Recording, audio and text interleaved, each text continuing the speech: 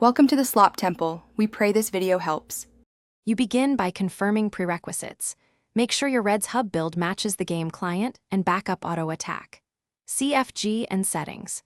JSON so you can revert if needed. Once done, enable dev mode and open the console with F1 or the backtick key. This gives you immediate control. Now load the auto attack module and observe console logs as you run a basic attack test, because seeing errors early saves time. Make sure to note any warning codes you encounter. You now inspect auto attack. CFG for key parameters: attack delay, lock range, and priority weights. Change only one value at a time so you can isolate effects and explain why. Small delay tweaks prevent missed inputs, while lock range fixes target selection. After each edit, save the file and reload the module, then run a controlled combat test. If you see jitter or skipped attacks, revert the last change and try a subtler value. This iterative approach pinpoints the root cause. To finish, run an extended session of 10 to 30 minutes to confirm the fix under normal load.